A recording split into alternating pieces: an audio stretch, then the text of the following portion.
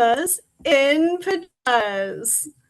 We know we have been away for a few months, which is quite the mortal sin for a content creator, but we hope you will forgive us. Some offstage drama got the better of us, including family, health, day jobs, and school. But today we, or at least I, Athanasia, are bringing you something very special. Ashley, by the way, is still neck deep in tax season. Stay tuned to catch her very soon. And I have a guest with me today, appearing on Zoom, whom I will introduce in just a moment. So because we're on Zoom, we're going to do our excerpts in a staged reading format. And so use your imaginations. Well, if you didn't know, there's something called Climate Change Theater Action, or CCTA, that takes place every odd fall during the United Nations Intergovernmental Panel on Climate Change. It is a worldwide theater festival. And when I say worldwide, I mean there have been performances on Antarctica.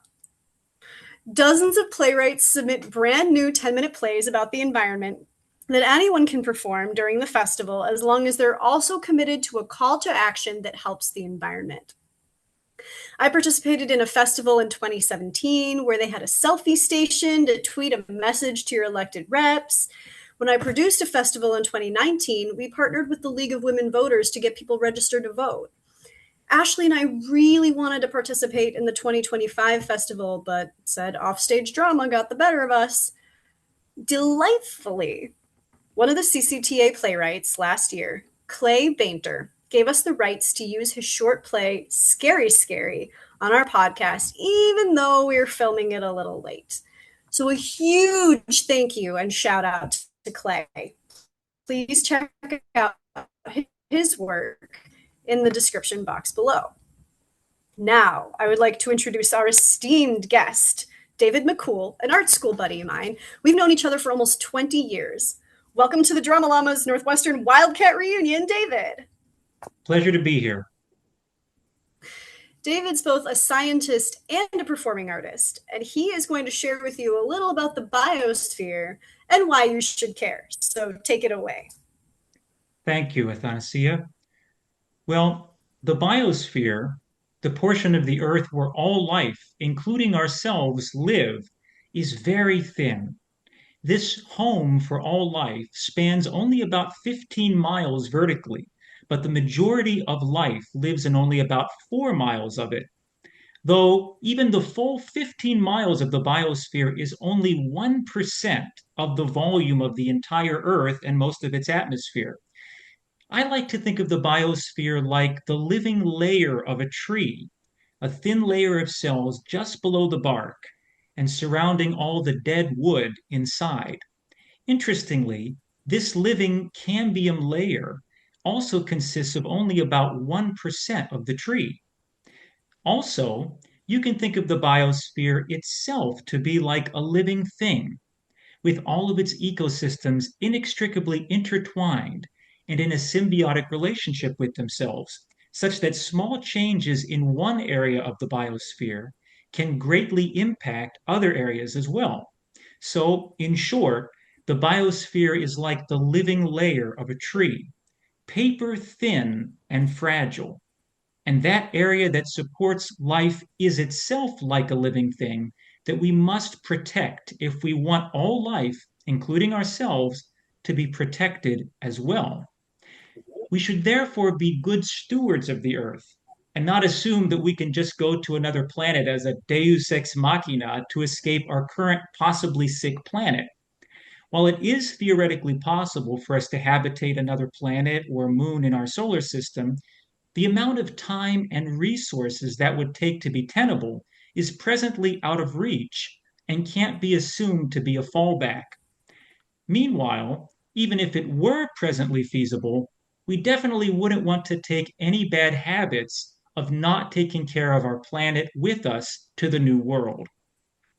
Speaking of the universe, most of it is inhospitable. And taking the biosphere volume discussion even further, the Earth's biosphere, which is hospitable for life, is only 3.6 times 10 to the minus 60th percent of the entire volume of the observable universe. And of course, the entire universe might be even larger. I mean, that's such a small percentage. It would be like comparing the volume of the smallest atom, a hydrogen atom, to a volume 1,000 times that of the sun. And the sun can fit over 1 million Earths inside it.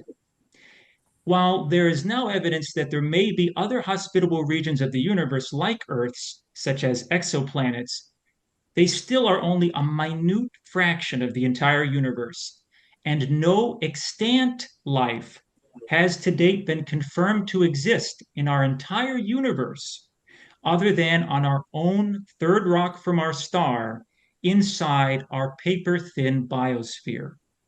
So let's be good stewards of it and make every effort we can to protect life's fragile home.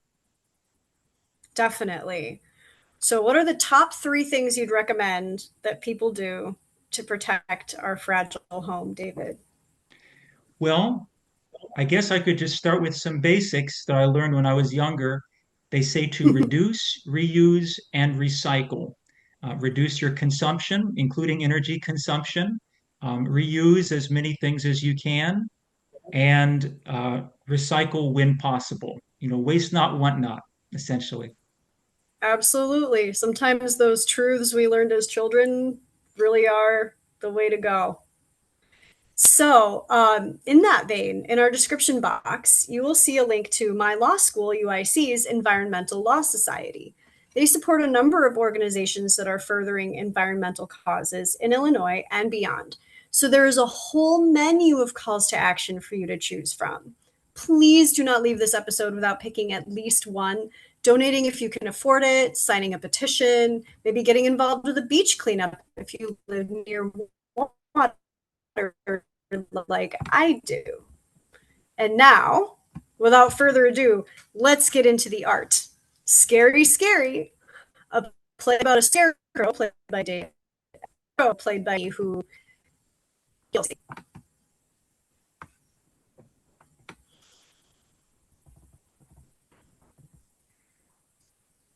Scarecrow? Scarecrow. Scarecrow! Huh. Go away. Please, I don't want to be here either, but get up! Something is coming and you have to be scary, please. You of anyone should know, little crow. I'm always scary. Now, go away, I say. I won't. I know you're the scariest I know, but I need you to be scary, scary. I'm tired, crow. Leave me alone. No, I can't leave. Not until you get up. Ah! Not me. There's a monster. The birds. The birds are all gone. Come back in the spring. You don't understand. The birds are all gone. I said that.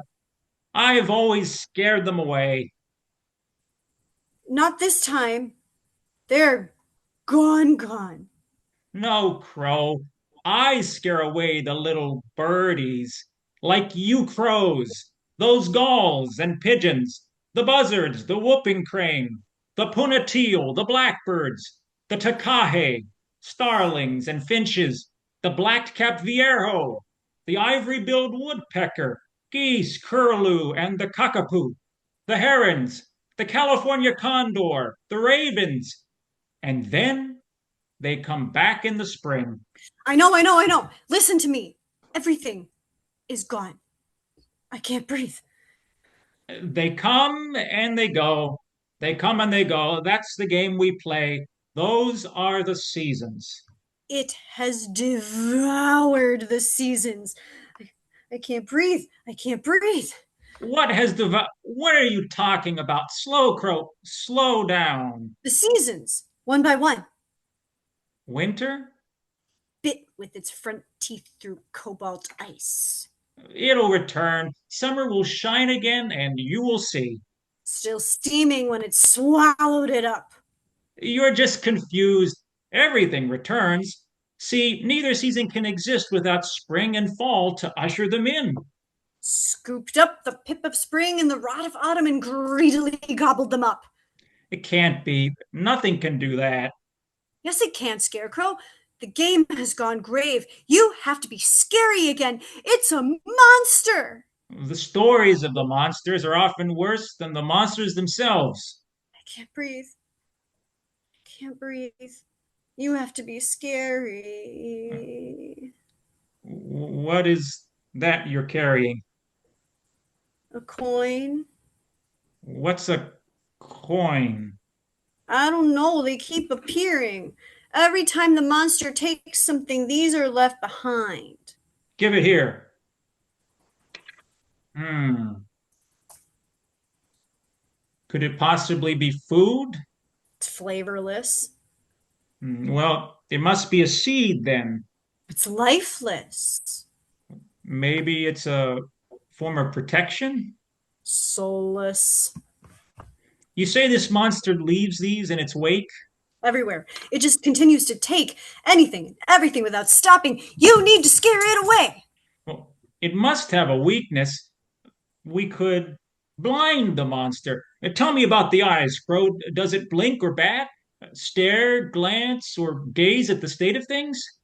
Its eyes are massive and swirling, staring down from the center of dark, dangerous clouds. Its tears terrorizing everything in its path. Well, then we'll have to bind it up.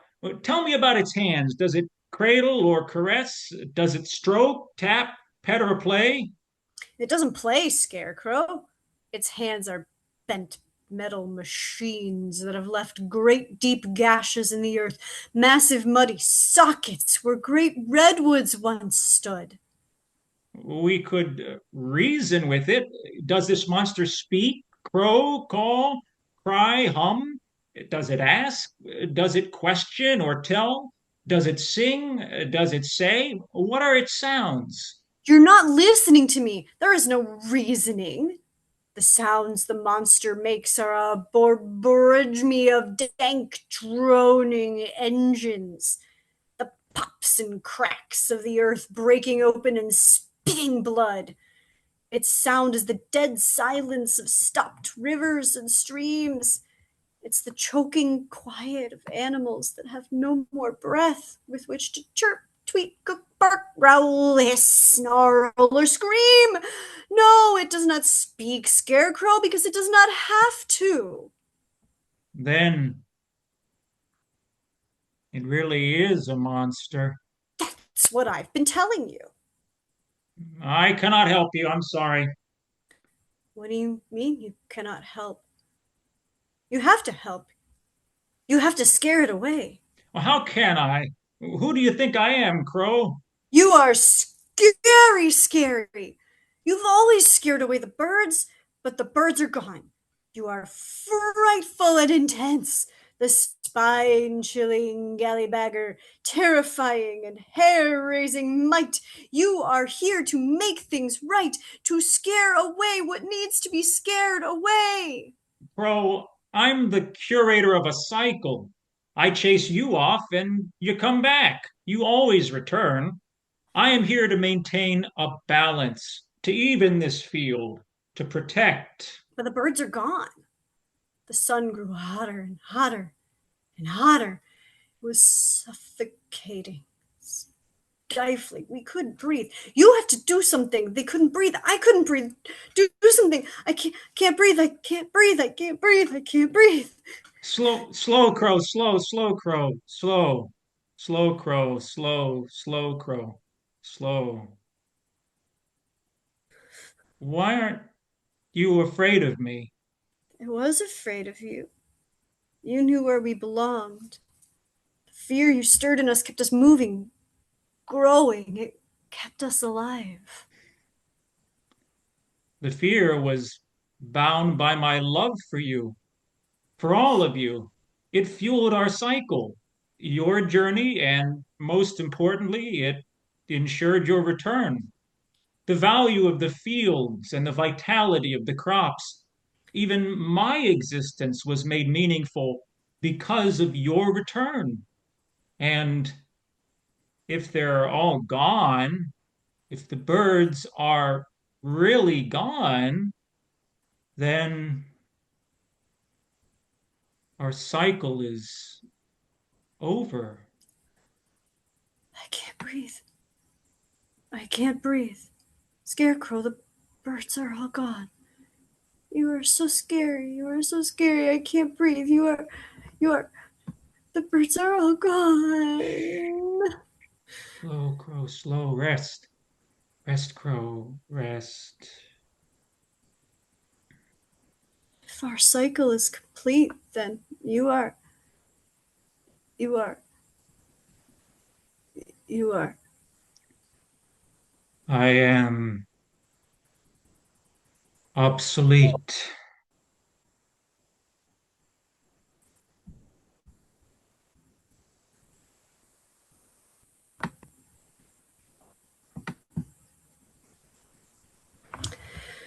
That was Klae Bainter's Scary, Scary, folks. And now, let's jump 500 years backward in time to 1533, when Renaissance playwright John Heywood first produced his Play of the Weather. Yes, that's literally what it's called. It's a full-length play, so I've cut an excerpt for y'all to listen to today. Basically, the Play of the Weather follows several British people as they all ask the Roman god Jupiter to change the weather according to their preference. Hashtag spoiler alert, Jupiter keeps the weather exactly the same, which is what we are trying to do when we mitigate climate disruption. Then everybody gets a little of what they want. David and I are each playing a different type of miller in this excerpt. David is a Wynd Myller and I'm a Water Myller, who are fighting over whether wind or rain is best to grind the flour that feeds all the villages. And I just want to make one point. There's a word in this excerpt that is not used today. It's iwis.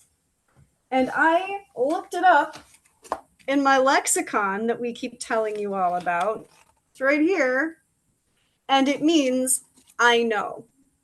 So when you hear iwis, think I know. All right, let's listen.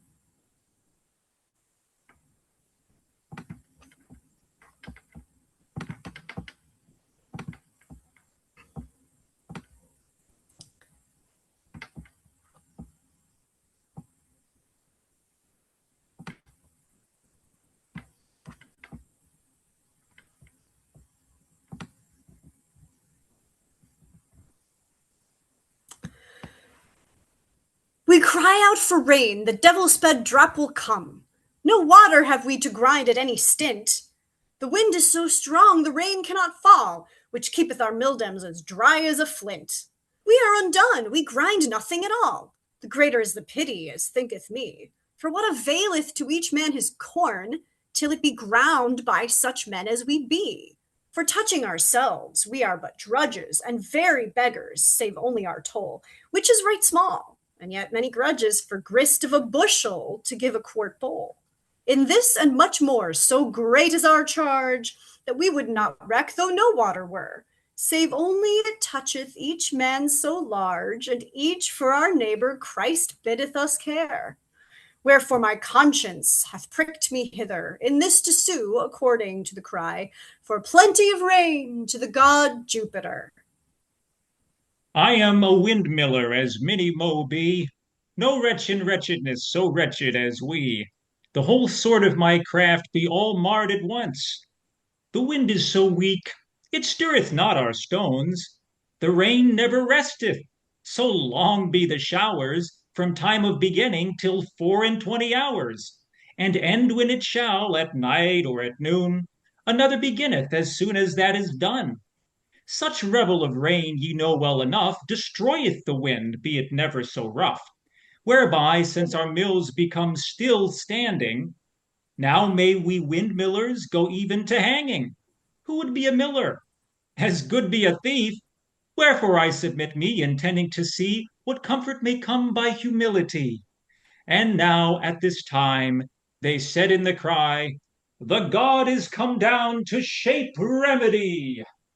By mean of our craft we may be brothers, but whiles we live shall we never be lovers. We be of one craft, but not of one kind. I live by water, and he by the wind.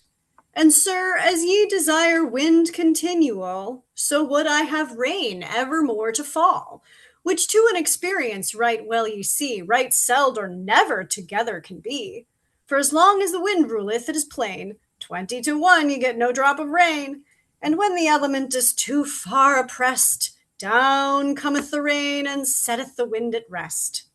By this ye see we cannot both obtain, for ye must lack wind, or I must lack rain. Wherefore I think good, before this audience, each for ourself to say, or we go hence. And whom is thought weakest when we have finished, leave of his suit and consent to be banished. In faith agreed, but then by your license our mills for a time shall hang in suspense. Since water and wind is chiefly our suit, which best may be spared, we will first dispute. Wherefore to the sea my reason shall resort, where ships by mean of wind try from port to port. So great is the profit, as to me doth seem, that no man's wisdom the wealth can esteem. And since the wind is conveyor of all, who but the wind should have thank above all? Admit in this place a tree here to grow, and thereat the wind in great rage to blow. When it hath all blown, this is a clear case, the tree removeth no hair breadth from his place. No more would the ships blow the best it could, although it would blow down both mast and shroud, except the ship fleet upon the water. The wind can right not do, a plain matter. Yet may ye on water without any wind row forth your vessel where men will have her sent. Nothing more rejoiceth the mariner than mean cools of wind and plenty of water. For commonly the cause of every wrack is excess of wind where water doth lack. In rage of these storms the peril is such that better were no wind than so far too much. Well, if my reason in this may not stand, I will forsake the sea and leap to land. In every church where God's service is, the organs bear brunt of half the choir, iwis. Which causeth the sound, or water, or wind? Moreover, for wind this thing I find, for the most part, all manner minstrelsy, by wind they deliver their sound chiefly. Fill me a bagpipe of your water full, as sweetly it shall sound as it were stuffed with wool. On my faith, I think the moon be at the full, for frantic fancies be then most plentiful, so far from our matter he is now fled. As for the wind in any instrument, it is no parcel of our argument. We spake of wind that cometh naturally, and that is wind forced artificially, which is not to purpose. But if it were, and water indeed right not could do there, yet I think organs no such commodity whereby the water should banished be. By God, but ye shall not trifle me off so. If these things serve not, I will rehearse mo. Why, shall wind everywhere thus be object? Nay, in the highways he shall take effect. Whereas the rain doth never good but hurt, for wind maketh dust, and water maketh dirt. Powder or syrup, sirs, which ye like best? But sure, whosoever has essayed such sips had liever have dusty eyes than dirty lips. And it is said since afore we were born that drought doth never make dearth of corn. And well it is known to the most full here how rain hath priced corn within this 7 year. Sir, I pray thee, spare me a little season, and I shall briefly conclude thee with reason. Whom shall we thank for this when all is done? The thank to wind? Nay, thank chiefly the sun. And so for drought, if corn thereby increase, the sun doth comfort and ripe all doubtless. And oft the wind so leath the corn, God wot, that never after can it ripe, but rot. If drought took place as ye say, yet may ye see little helpeth the wind in this commodity. If drought ever were, it were impossible to have any grain, for ere it can grow, ye must plough your land, harrow and sow, which will not be, except that ye have rain, to temper the grounds, and after again for springing and plumping all manner corn. Yet must ye have water, or all is forlorn. If ye take water for no commodity, yet must ye take it for thing of necessity, for washing, for scouring, all filth cleansing. Where water lacketh, what beastly being? In brewing, in baking, in dressing of meat. If ye lack water, what could ye drink or eat? Without water could ye live neither man nor beast, for water preserveth both most and least.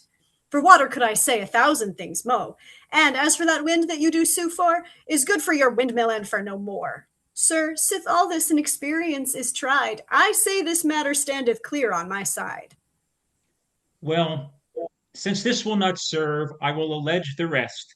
Sir, for our mills, I say mine is the best. My windmill shall grind more corn in 1 hour than thy watermill shall in 3 or 4. Yea, more than thine should in a whole year, if thou mightest have as thou hast wished here. For thou desirest to have excess of rain, which thing to thee were the worst thou couldst obtain. For in excess of rain, at any flood, your mills must stand still, they can do no good. And when the wind doth blow the uttermost, our windmills walk amain in every coast. For as we see the wind in his estate, we moder our sails after the same rate.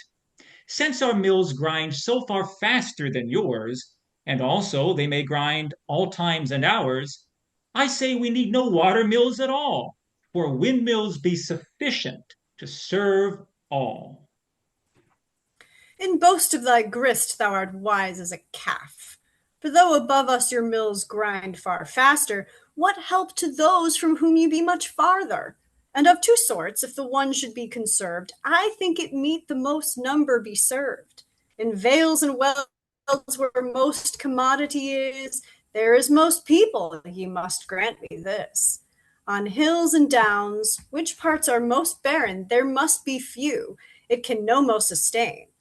I dare well say, if it were tried even now, that there is 10 of us to 1 of you. And where would chiefly all necessaries be, but there as people are most in plenty? More reason that you come 7 mile to mill, than all we of the vale should climb the hill. If rain came reasonable as I require it, we should of your windmills have need no wit.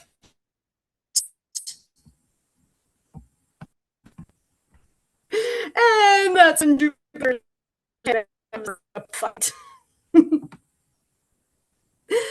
There you have it, folks. Humans have been making art about their relationship with nature for hundreds of years. No need to stop now. Keep the conversation going and comment below. David, thanks so much for joining us. Where can people find you if they want to see more of your work? Thank you, Athanasia. It's been a pleasure. If you'd like to see more of my work, it's primarily singing and some vocal impressions. You can go to youtube.com/David McCool. That's DavidMccoul. Excellent. You should all do that. But before you head over there, please remember, if you like our vibe, there is that button that is called subscribe.